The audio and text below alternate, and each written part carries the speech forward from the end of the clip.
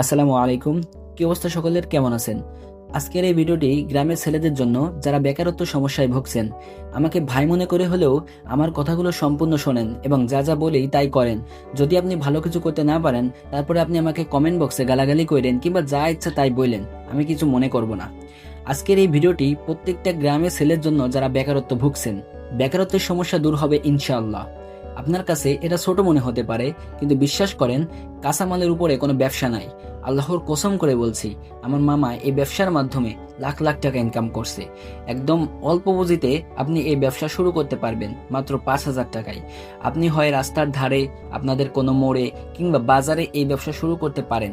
এটা এমন একটা ব্যবসা যার চাহিদা সারা জীবন থাকবে। মানুষ যতদিন বেঁচে থাকবে এই ব্যবসা চলমান থাকবে। আমি আপনাদেরকে ভাই হিসেবে সুন্দর একটা বুদ্ধি দিই। যেহেতু আমরা গ্রামে থাকি, সবারই কম বেশি কৃষি জমি আছে। সেই আপনাদের কৃষি জমি থেকে আপনি নিজে একটু আলাদা বাছাই করুন এবং সেখানে আপনি শাকসবজি চাষ করুন। আপনি তো অবশ্যই কাঁচামাল হাড়ত থেকে কিনে এনে বিক্রি করবেন। এর সাথে আপনি যে সবজিগুলো চাষ করবেন আপনার কৃষি জমিতে, সেখান থেকেও সবজি উত্তোলন করে আপনি আপনার ব্যবসায় যোগ করে বিক্রি করতে পারবেন। আর যেগুলো চাষ করবেন সেখান থেকে তো আপনারা খেতে পারবেনই। আপনার কাছে এটা লজ্জাজনক মনে হতে পারে যে আপনি গ্রামের সবজির ব্যবসা করবেন, সবাই কি বলবে। ভাই, একটা কথা শোনেন, আপনি একবেলা না খেয়ে থাকলে কেউ আপনাকে এসে বলবে না, ভাই আসেন আমার ঘরে এসে একবেলা খেয়ে যান। এটা কেউ বলবে না ভাই।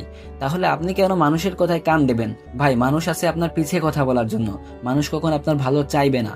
লজ্জা না করে এই ব্যবসাটা শুরু করুন। বিশ্বাস করুন, জীবনটা সুন্দরভাবে কাটবে, ব্যবসাটাও হালাল।